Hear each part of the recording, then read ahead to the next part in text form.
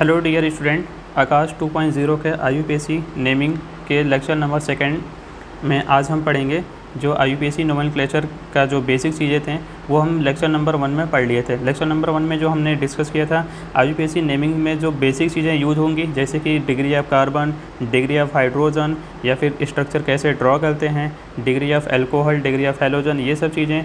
और फिर हम हाइब्रिडाइजेशन भी हमने डिस्कस किया था। हाइब्रिडाइजेशन के अलावा जो कार्बन्स होते थे उनकी डिग्री कैसे निकालते हैं, वो सारी चीज़ें हमने डिस्कस कर ली थी। अब हम लेक्चर नंबर 2 में IUPAC नोमेनक्लेचर के लिए जो बेसिक रूल्स होते हैं उन रूल्स को पहले पढ़ेंगे, फिर कुछ क्वेश्चन करेंगे, ठीक है ना। तो सारे रूल्स में जो बेसिक टर्म्स होते हैं पहले उनको भी डिस्कस करेंगे, ठीक है।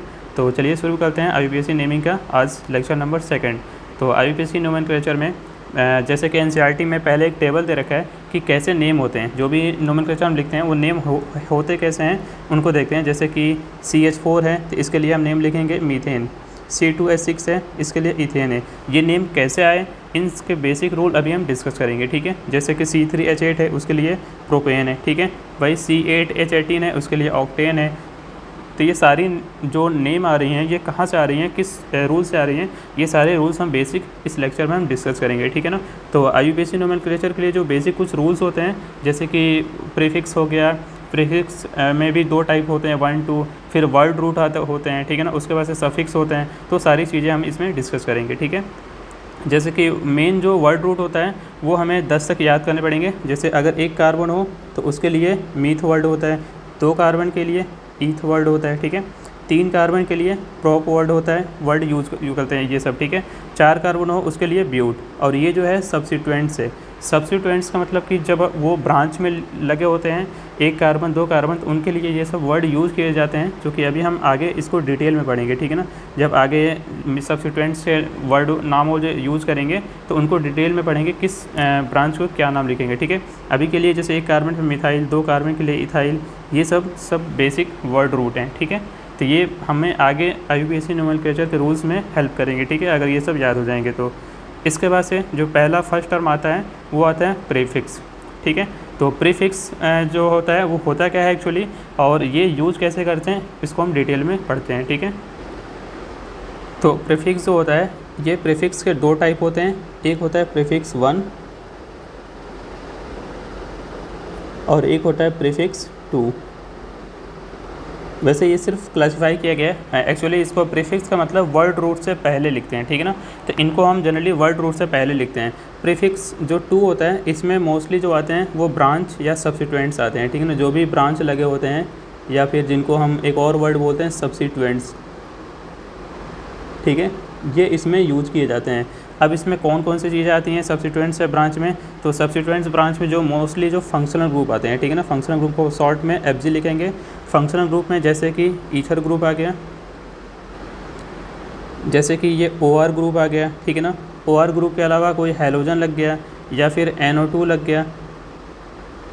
इसके अलावा और भी NO ग्रुप या फिर फिनाइल ब्रांच लग जाए, ठीक है, या फिर फिनाइल ब्रांच के अलावा और भी बहुत सारे हैं, जैसे कि कोई एल्काइल ग्रुप लग जाए। ये सब तो फंक्शनल ग्रुप में आएंगे, ठीक है ना। फंक्शनल ग्रुप में जैसे कि ये OCH3 के हम ऐसे रिप्रेजेंट करते हैं, OCH3, R की जगह पे ऐसे लिख सकते हैं, ठीक है ना। ये कौन सा ग्रुप है, इसको लिख देते हैं, इसको एल्कोक्सी बोलते हैं।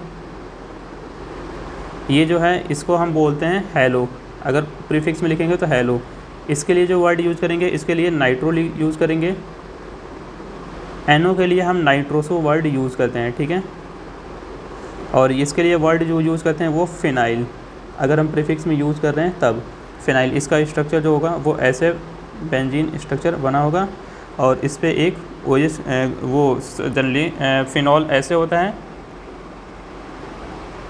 और ये जो OH ग्रुप हटा के यहाँ पे कोई ब्रांच लग जाए, इधर कोई भी ब्रांच लग सकता है, ठीक है ना। तो इस ग्रुप को हम बोलते हैं फिनाइल, ठीक है। इनके अलावा और भी इसमें आ जाते हैं, जैसे कि कुछ नॉन फंक्शनल ग्रुप आते हैं। नॉन फंक्शनल ग्रुप को FG लिख देते हैं, ठीक है, शॉर्ट में। नॉन फंक्शनल ग्रुप को जो आता है उसमें एल्काइल ग्रुप आता है। इसके लिए हम एल्काइल वर्ड यूज़ करते हैं, जैसे मिथाइल हो, इथाइल हो, प्रोपाइल हो, ठीक है। और इथाइल जैसे 1 कार्बन का अगर चेन आ जाए तो इसको हम बोलेंगे मिथाइल, 2 कार्बन का चेन आ जाए उसको बोलेंगे इथाइल, ठीक है। और वही अगर 3 कार्बन C3H8 अगर ब्रांच में लगाओ तो इसके लिए वर्ड यूज़ करते हैं प्रोपाइल, ठीक है। ये सब कुछ प्रीफिक्स हैं, बेसिक चीज़ें। और प्रीफिक्स 1 में जनरली हम एक वर्ड यूज़ करते हैं, जो वर्ड है होता है साइक्लो, ठीक है ना। जनरली वो आगे हम जो रिंग टाइप के होंगे उनको पढ़ेंगे, ठीक है ना। और भी बहुत सारे ग्रुप हैं जो कि यूज़ होते हैं जनरली प्रीफिक्स के फॉर्म में, ठीक है। तो ये सारे प्रीफिक्स हमको याद रखने हैं जो कि यूज़ किए जाते हैं, ठीक है। अब नेक्स्ट जो आता है, नेक्स्ट है वर्ड रूट। वर्ड रूट जो अभी हमने डिस्कस किया था, वर्ड रूट में वही जो एक कार्बन का चेन हो, जैसे 1 कार्बन हो तो इसके लिए मेथ, ठीक है। अगर 2 कार्बन है जो चेन होता है, जो वर्ड रूट में मेन नंबर ऑफ चेन होता है, एक्चुअली वर्ड रूट का मतलब number of carbon in parent carbon chain, parent carbon chain. Parent carbon chain को शॉर्ट में हम PCC लिखेंगे, ठीक है। आगे जब भी अब यूज़ करेंगे शॉर्ट में PCC लिखेंगे, ठीक है। इनके अलावा जो number of carbon parent carbon chain जब हम सेलेक्ट करेंगे तो उसमें बस कार्बन जो वर्ड यूज़ करेंगे ना, कार्बन के लिए जो वर्ड यूज़ करेंगे वो ये वाली टेबल है जो हेल्प करेगा, ठीक है ना। जैसे 1 कार्बन है पेरेंट कार्बन चेन में, या 2 कार्बन है, 3 कार्बन है, तो ये सारी चीज़ें हमें उसमें हेल्प करेगा, ठीक है। अब आगे नेक्स्ट जो टॉपिक है वो है सफिक्स 1, ठीक है। तो सफिक्स में भी कई तरह के होते हैं, एक होता है सफिक्स 1, एक होता है सफिक्स 2, ठीक है ना। तो इसमें भी 2 टाइप लिख देते हैं, सफिक्स 1, सॉरी ये तो सफिक्स 1 ऑलरेडी मैंने लिख दिया। इसमें हम जनरली सफिक्स 1 में एल्केन, एल्कीन या एल्काइन पढ़ते हैं, ठीक है ना। यहाँ पे डायरेक्ट मैं लिख देता हूँ एल्केन, एल्कीन, एल्काइन, ठीक है। Alkane, alkene and alkyne. Alkane के लिए जो हम वर्ड यूज करेंगे ये जनरली सिंगल बॉन्ड होगा, एल्कीन जो होगा वो C डबल बॉन्ड, और एल्काइन में C ट्रिपल बॉन्ड ऐसे होगा, ठीक है। तो इनके लिए जो हम लास्ट में सफिक्स का मतलब कि जो वर्ड रूट के बाद यूज़ करते हैं, तो लास्ट में इसमें ANE वर्ड रूट में ऐड कर देते हैं। इसके लिए लास्ट में ENE वर्ड रूट में ऐड करते हैं, और इसके लिए लास्ट में YNE वर्ड रूट में ऐड कर देते हैं, ठीक है ना। ये सफिक्स होते हैं। जो मेन जो सफिक्स 2 होता है वो फंक्शनल ग्रुप होता है, जैसे सफिक्स यहाँ पे 2 भी लिख देते हैं, सफिक्स 2। सफिक्स 2 में जो हम वर्ड मेनली यूज़ करते हैं वो जिनको हम बोलते हैं प्रिंसिपल फंक्शनल ग्रुप, जो मेन ग्रुप होते हैं। मेन ग्रुप को जैसे कि COH ग्रुप हो गया, कार्बोक्सिलिक ग्रुप, या फिर एल्डिहाइड ग्रुप हो गया, या फिर कीटोन ग्रुप हो गया, ठीक है, ये कीटोन ग्रुप होते हैं। या फिर इनके अलावा अल्कोहल जो है वो भी फंक्शनल ग्रुप में आते हैं। ये सब फंक्शनल ग्रुप आते हैं जिनके लिए सफिक्स 2 वर्ड यूज होता है, और वो फंक्शनल ग्रुप को हम पूरा डिटेल्स में जो बेसिक चीज़ें पढ़ लेंगे, उनके बाद से हम पूरे डिटेल से इनको पढ़ेंगे, फंक्शनल ग्रुप वाले जितने आते हैं उनको डिटेल से, ठीक है। अब जो नेक्स्ट रूल्स हम पढ़ेंगे, रूल्स फॉर IUPAC नोमेनक्लेचर, ठीक है। तो IUPAC नोमेनक्लेचर के लिए कुछ रूल्स होते हैं। इसमें फर्स्ट रूल पढ़ेंगे हम, identify the longest carbon chain. कोई भी अगर नोमेनक्लेचर के लिए हमें बोलेगा किसी भी कंपाउंड का, तो पहले हम लॉन्गेस्ट कार्बन चेन उसमें चूज़ करेंगे। जैसे कि अगर ये कंपाउंड ऐसे दे दिया जाए, यहाँ पे क्लोरीन है, अब हमें इसमें कार्बन का सबसे लॉन्गेस्ट चेन ढूंढना है जिसमें सबसे ज़्यादा नंबर ऑफ कार्बन आए। तो मुझे पता है कि ये वाला जो ब्रांच दिख रहा है ना, ये सबसे लॉन्गेस्ट चेन हमें दिख रहा है, जिसमें टोटल कितने नंबर ऑफ कार्बन है, 1 2 3 4 5 6। और वही अगर हम इस साइड से जाते हैं, ये 1 2 3 4 5, तो जो रेड कलर से किया मैंने उसमें टोटल 5 ही कार्बन आ रहे हैं, ठीक है ना। और इसमें 6 कार्बन आ रहे हैं जो यहाँ से यहाँ गए हैं। इसका मतलब कि रेड वाला हम चूज़ ना करके येलो वाला चूज़ करेंगे, ठीक है ना, जो सबसे लॉन्गेस्ट चेन हमें देगा, ठीक है। तो सबसे लॉन्गेस्ट चेन जो हमें देगा उसी को हम पेरेंट कार्बन चेन सेलेक्ट करेंगे, ठीक है। तो पहला मेरा टारगेट यही है। जैसे कि अगर हमें ये इसमें कार्बन चेन सेलेक्ट करना है,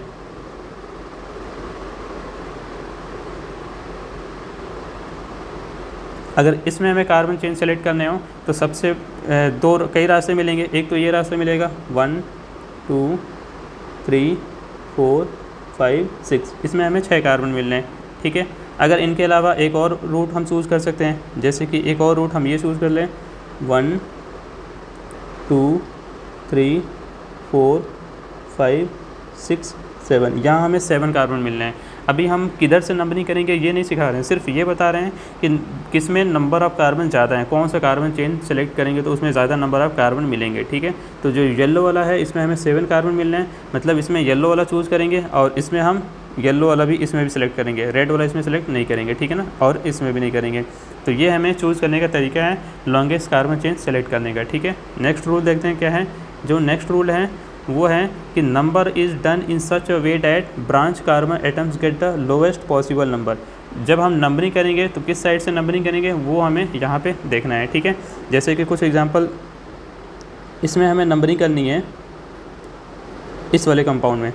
जब हम नंबरिंग करेंगे तो देखेंगे किस साइड से ब्रांच सबसे पहले पड़ेगा। जैसे कि अगर हम इस साइड से नंबरिंग करें 1 2 3 4 5 6, ये हमें लॉन्गेस्ट कार्बन चेन मिल गया और इसमें एक ब्रांच लगा हुआ है। और इस ब्रांच में अगर देखें तो इस ब्रांच को नज़दीक किस साइड से पड़ेगा, लेफ़्ट या राइट। तो अगर हम एक और नंबर इस साइड से कर दें 1 2 3 4 5 6, इस साइड से अगर हम देखें रेड वाले साइड से तो इधर से जो ब्रांच आ रहा है वो 3rd नंबर पे आ रहा है, ठीक है। और अगर हम इस राइट साइड से लेफ़्ट साइड से देखें, इधर से ब्रांच देखें तो इधर से 4th नंबर पर आ रहा है। लोवेस्ट लोकेंट किस साइड से मिल रहा है, रेड वाले से, तो हम इसको सेलेक्ट करेंगे। मीन्स जो हमारा नंबरिंग का सही सीक्वेंस होगा वो रेड वाला होगा, ठीक है। जब भी हम नंबरिंग करें तो ये ज़रूर ध्यान में रहें लोवेस्ट लोकेंट रूल, ठीक है ना, जो होता है लोवेस्ट लोकेंट रूल, ये हमें माइंड में रखना है। जिस साइड से ब्रांच हो या फिर कोई भी ब्रांच के अलावा कोई भी एटम्स और चीज़ें लगी हैं, कोई मतलब जैसे क्लोरीन ब्रोमीन ये सब चीज़ें अगर ब्रांच लगा हो तो उनको हमें लोएस्ट रैंक देना है। मतलब जिस साइड से वो सबसे करीब पड़ेंगे उधर से ही नंबरिंग करेंगे, ठीक है। तो ये चीज़ें हमें ध्यान में रखनी है। जैसे कि एक और अगर हम एग्जांपल लें, एक सिंपल सा एक से स्ट्रक्चर बना के एग्जांपल ले लेते हैं।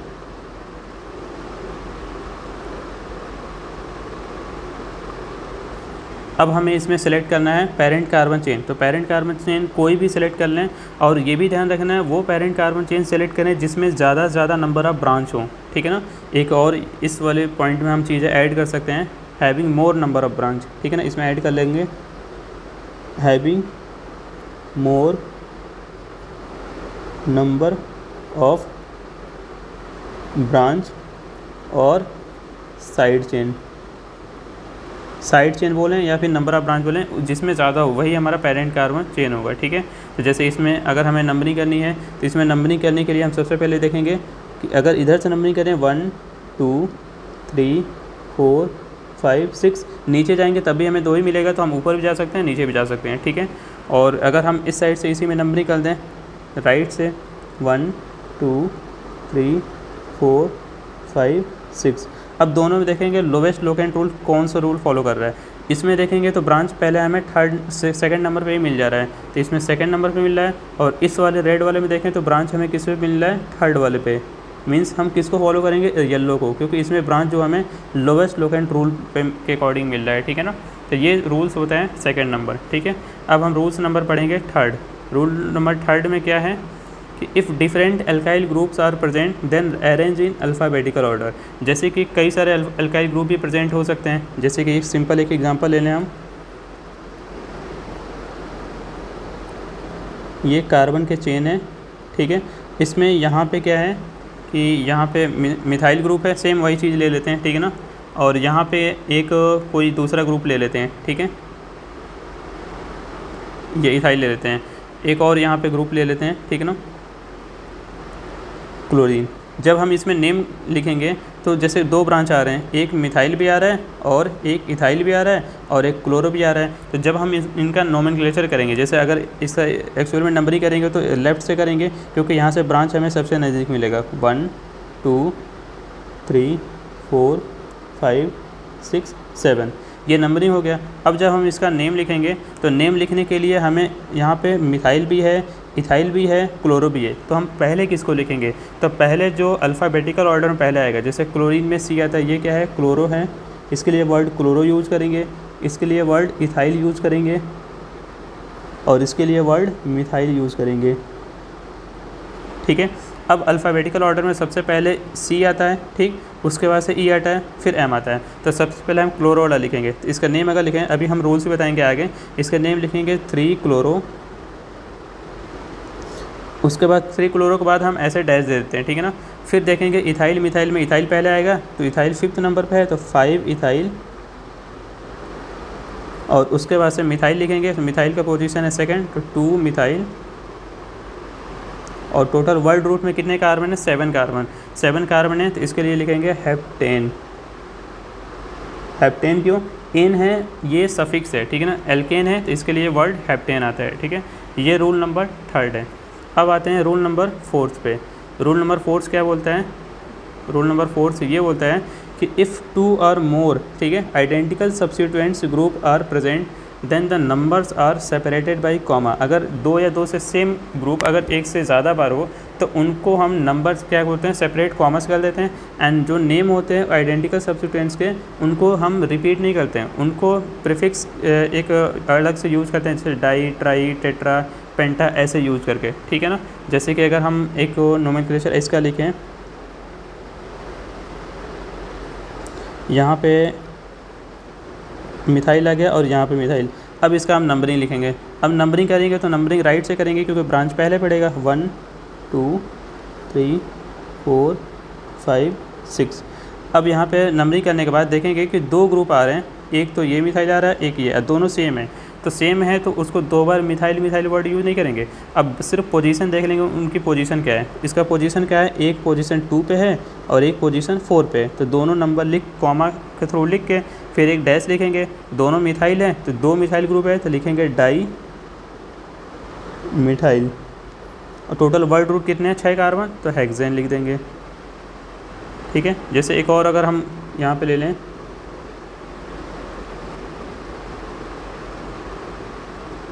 ठीक है।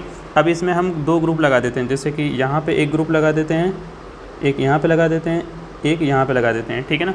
अब इसमें total parent carbon chain select करें तो पेरेंट कार्बन चेन किधर से होगा? इधर से, ये पूरा लंबा जो यहाँ से जा रहा है यहाँ तक, ठीक है ना।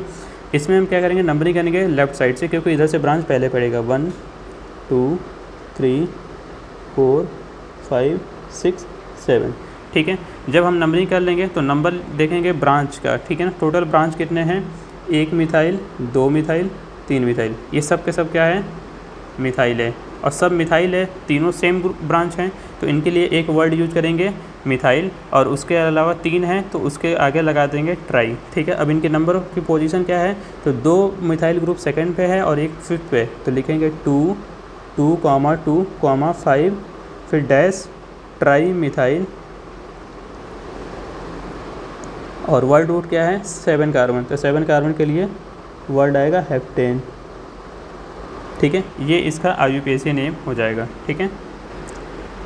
अब इनके अलावा कुछ और भी स्पेशल पॉइंट्स जो हमें ध्यान रखने हैं एग्ज़ाम के टाइम पे। कई बार क्या होता है कि एग्ज़ामिनर हमें ऐसे वर्ड लिख देता है जिनको हम वहाँ पे समझना होता है, उसको स्ट्रक्चर फुली ड्रॉ करना होता है। जैसे कि कई बार एग्ज़ामिनर ऐसे लिख सकता है क्वेश्चन को, सी ऐसे 4 कार्बन और नीचे यहाँ पे लिख देगा ET, ठीक है। अब यहाँ पे ET लिख दिया तो ET का मतलब क्या है? ET का मतलब है इथाइल, तो हम इसको ओपन करके लिखेंगे इथाइल। ये कितने? 5 कार्बन है। अब यहाँ पे इथाइल है तो इथाइल को ऐसे लिखेंगे। अब अगर हम इस कार्बन इसमें नंबरिंग करते हैं तो बच्चे इसको क्या करते हैं? पेरेंट कार्बन चेन मांग लेते हैं और कितने कार्बन आता है? 5, जो कि रॉन्ग है, ठीक है ना। हम इसमें देखेंगे तो ये हमारा पेरेंट कार्बन चेन आ जाएगा। टोटल कितने कार्बन है? 6। तो यहाँ पर नंबरिंग करेंगे 1 2 3 4 5 6। अब इसका जब हम नेम लिखेंगे तो इसके नेम में एक मिथाइल ग्रुप है किस पे? 3rd नंबर पे, तो इसके लिए लिखेंगे 3 मिथाइल। 3 मिथाइल के अलावा कितने कार्बन है? 6, तो हेक्सेन, ठीक है। ये रूल्स होते हैं। तो जब भी ऐसे वर्ड यूज आ जाए जैसे इथाइल या फिर मिथाइल के लिए कई बार वो ME वर्ड यूज़ कर सकता है, ठीक है। तो ME फॉर मिथाइल, तो मिथाइल के लिए अगर ME वर्ड यूज़ करे फिर तो कोई फ़र्क नहीं पड़ेगा क्योंकि मिथाइल के लिए ME वर्ड यूज़ करेगा तो वो तो एक ही कार्बन है। बट इथाइल या फिर प्रोपाइल के लिए वर्ड अलग अलग यूज़ करेगा तो उसमें दिक्कत होगा, ठीक है। या फिर कई बार ऐसे वर्ड यूज़ कर सकता है वो जो कि एकदम शॉर्ट में, जैसे कि टर्ट ब्यूटाइल, ऐसे वर्ड यूज़ कर सकता है वो इंग्लिश में। तो जब भी ऐसे वर्ड यूज़ करें तो हमें क्या करना है? उसको ओपन करके लिखना है, ठीक है ना। ओपन चेन के फॉर्म में लिख देंगे, फिर उसके बाद से देखेंगे नंबरिंग करेंगे क्योंकि उससे हमें क्लियर हो जाएगा कि हमारा ब्रांच कौन सा है, किसको ब्रांच हम सेलेक्ट करेंगे, ठीक है। तो हमें वो हमें क्लियरिटी मिल जाती है तो फिर गलती होने के चांसेस कम होते हैं, ठीक है। तो ये सब चीज़ें ध्यान में रखनी है। और आइए कुछ क्वेश्चंस कर लेते हैं। IUPAC जो रूल्स पढ़े अभी तक हमने उस पर कुछ क्वेश्चन देते हैं, उसको कर लेते हैं, ठीक है। जैसे कि एक एग्जांपल मैं ऐसे लिखता हूँ,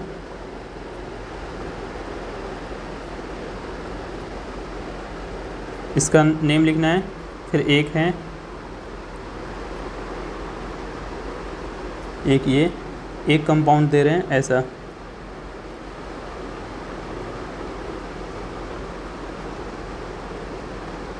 ये तो कुछ इसमें एनसीईआरटी से भी रिलेटेड है। तो हमें बस इसमें आईयूपीएसी नेम सेलेक्ट करने लिखने के लिए पहले हम पेरेंट कार्बन चेन सेलेक्ट करेंगे, ठीक है। तो पहले हम लिखते हैं, पहले वाले में पेरेंट कार्बन चेन हमारा इसमें ये वाला लॉन्गेस्ट चेन दिख रहा है, ठीक है। तो इसमें लॉन्गेस्ट चेन दिख रहा है, तो इसमें नंबरिंग करेंगे 1 2 3 4, ठीक है। जब नंबरिंग कर लेंगे तो हमें दो ऐसे ब्रांच मिल रहे हैं, जो कि एक ये है का मिथाइल और एक ये मिथाइल। तो नाम दो मिथाइल ग्रुप है, दोनों सेम है, तो इसके लिए वर्ड यूज होगा मिथाइल डाई मिथाइल। बट किस पोजीशन पे, एक 2 पे है और एक 3 पे, तो 2,3 फिर वर्ड यूज होगा डाई मिथाइल। डाई मिथाइल के बाद पेरेंट कार्बन चेन में 4 कार्बन है, तो ब्यूटेन वर्ड आएगा, ठीक है। वैसे ही अगर इसमें देखें तो इसमें पेरेंट कार्बन चेन हमारा कौन सा होगा, ये पूरा स्ट्रेट पेरेंट कार्बन चेन होगा। इधर से नंबरिंग कर देंगे, इधर से लोएस्ट लोकेट में दोनों ब्रांच पहले आ जाएंगे, ठीक है। 1 2 3 4। इसके जब नेम लिखेंगे तो 2,2 डाई मिथाइल, क्योंकि सेम इसमें भी ब्रांच है, इसमें भी ब्यूटेन। बस इसमें फ़र्क क्या था पहले वाले से, इसमें फ़र्क क्या था, जो ब्रांच के पोजीशन है वो सेम जगह पे आ गया, बस यही है, ठीक है। अब इसमें हमें सेलेक्ट करना है पेरेंट कार्बन चेन। तो पेरेंट कार्बन चेन इसमें जब हम सेलेक्ट करेंगे ना, तो या तो ऊपर से ये हम सेलेक्ट कर लें 1 2 3 4 5 6 7, ये हमें लॉन्गेस्ट चेन दिख रहा है। और इनमें अगर ब्रांच देखें तो दो जगह ब्रांच मिल रहा है। नीचे से भी नंबरिंग करेंगे, तो नीचे से नंबरिंग करेंगे तो 1 2 3 4 नंबर पे कार्बन ब्रांच मिलता है, इसलिए हम ऊपर से नंबरिंग किए हैं, ठीक है ना। और एक ये ब्रांच मिल रहा है। अब जब इसका आईयूपीएसी नेम लिखेंगे तो दो मिथाइल ग्रुप मिल रहा है, जो कि 3rd और 4th पे है, तो लिखेंगे 3,4 डाई मिथाइल, और इसके लिए 7 कार्बन है, तो हेप्टेन, ठीक है। ये कुछ आईयूपीएसी नेम होंगे जो कि हमें याद रखने हैं, ठीक है। इनके अलावा और भी कुछ क्वेश्चन कर लेते हैं, जो हमने पहले लेक्चर में बेसिक चीज़ें पढ़े थे। जो बेसिक चीज़ें हमने पढ़ा था उसमें कि पाई बॉन्ड सिग्मा बॉन्ड कैसे काउंट करते हैं, तो इसमें पाई कुछ कंपाउंड देते हैं, इसमें पाई और सिग्मा बॉन्ड काउंट करना है, ठीक है। जैसे कि ये कंपाउंड है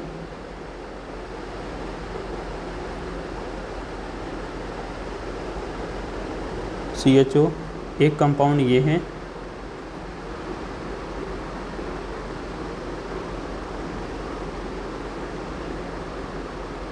ठीक है, एक ये है, और एक कंपाउंड है ऐसा।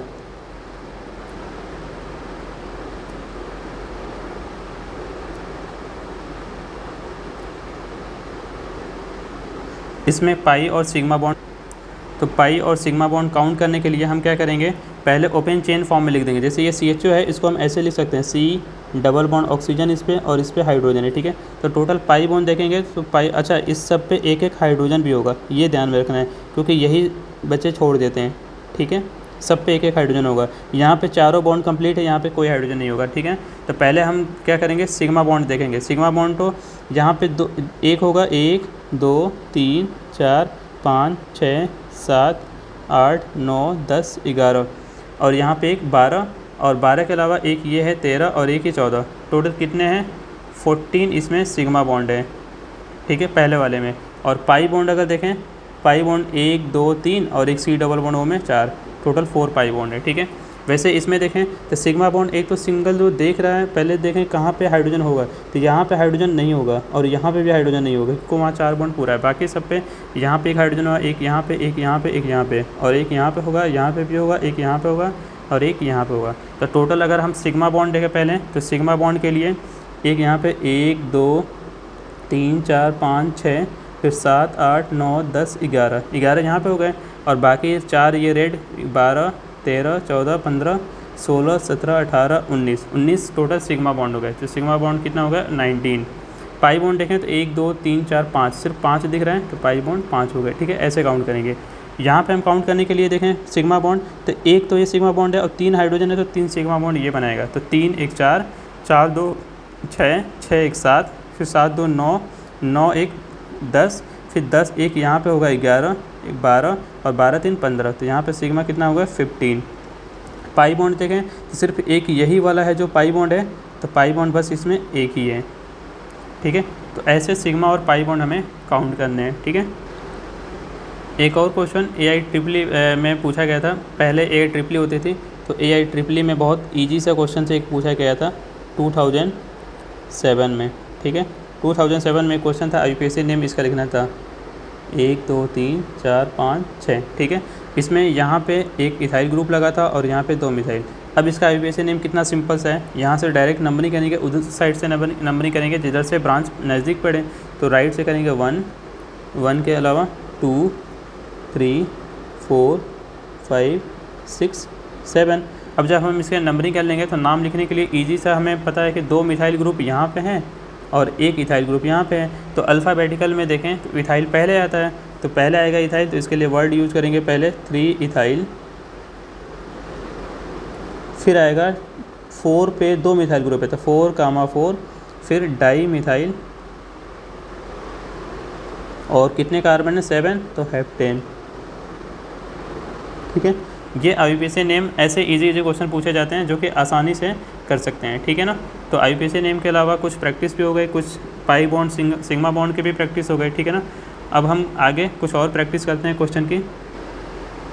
एक हमने हाइब्रिडाइजेशन पढ़ा था, तो हाइब्रिडाइजेशन वाले पे भी एक प्रैक्टिस कर लेते हैं, ठीक है। हाइब्रिडाइजेशन के लिए क्वेश्चन देते हैं CH3 CH double bond CH single bond CH2 single bond C triple bond C single bond CH2 single bond CH3, ठीक है। यहाँ हमें हर कार्बन की हाइब्रिडाइजेशन बतानी है। तो सारे कार्बन के हाइब्रिडाइजेशन बताने के लिए हम हर कार्बन पे नंबर ऑफ सिग्मा बॉन्ड देख लेंगे, ठीक है। नंबर ऑफ सिग्मा बॉन्ड देखने के लिए यहाँ पे सिग्मा बॉन्ड देखें तो एक कार्बन से बना हुआ है, 3 हाइड्रोजन बनाएगा। टोटल कितने सिग्मा बॉन्ड है यहाँ पे, total sigma bond 4 sigma bond है। 4 सिग्मा है मतलब इस कार्बन का sp3 होगा। इस कार्बन पे सिग्मा बॉन्ड देखें तो एक लेफ्ट में है, एक राइट में है और एक हाइड्रोजन है, तो इसमें 3 सिग्मा बॉन्ड है, तो इसका हाइब्रिडाइजेशन हो जाएगा sp2। यहाँ पे भी 3 सिग्मा बॉन्ड है, इसका भी हाइब्रिडाइजेशन sp2। यहाँ पे भी कितना का हाइब्रिडाइजेशन, टोटल 4 सिग्मा बॉन्ड है, तो हाइब्रिडाइजेशन sp3, ठीक है। इस कार्बन पे देखें तो 2 ही सिग्मा बॉन्ड है, एक लेफ्ट में और ट्रिपल बॉन्ड में एक ही सिग्मा होता है। ट्रिपल बॉन्ड में क्या होता है, एक सिग्मा होता है और एक पाई होता है, ठीक है। तो यहाँ पे टोटल 2 ही सिग्मा है, इसलिए इसका sp हो जाएगा हाइब्रिडाइजेशन। इसका भी 2 सिग्मा बॉन्ड है, तो इसका sp हो जाएगा। और इस कार्बन में टोटल 4 सिग्मा बॉन्ड है, तो इसका sp3, और लास्ट वाले में भी 4 सिग्मा बॉन्ड है, तो इसका भी sp3 हो जाएगा, ठीक है। तो ये कुछ हाइब्रिडाइजेशन से related, IUPAC name, basic, number of sigma pi bond से रिलेटेड क्वेश्चन थे, ठीक है, जिनको हमने प्रैक्टिस कर लिया, ठीक है। तो ये रहे कुछ एग्जांपल्स और कुछ प्रैक्टिस। अब हम जो IUPAC रूल्स के जो कुछ और भी रूल्स होते हैं जो कि कॉम्प्लेक्स ब्रांचेज आते हैं, फिर आगे फंक्शनल ग्रुप आएगा, तो उनको हम अब डिटेल्स में नेक्स्ट लेक्चर में पढ़ेंगे, ठीक है। यहाँ तक जो मेन बेसिक रूल्स है, कैसे हम पेरेंट कार्बन चेन सेलेक्ट पहचान करते हैं, फिर हम कैसे सारे जो नंबरिंग करते हैं किस साइड से करेंगे, कब किसको नंबरिंग पहले देंगे, किसको बाद में देंगे, कौन सा वर्ड जो ब्रांचेज हैं पहले लिखेंगे, कौन से बाद में लिखेंगे, वो सारी चीज़ पढ़ ली हैं। अब जो कॉम्प्लेक्स ब्रांचेज आते हैं, मतलब कि एक ब्रांच में भी ब्रांच आता है, उन सब रूल्स को अब एक साथ हम नेक्स्ट लेक्चर में पढ़ेंगे, ठीक है। Thank you.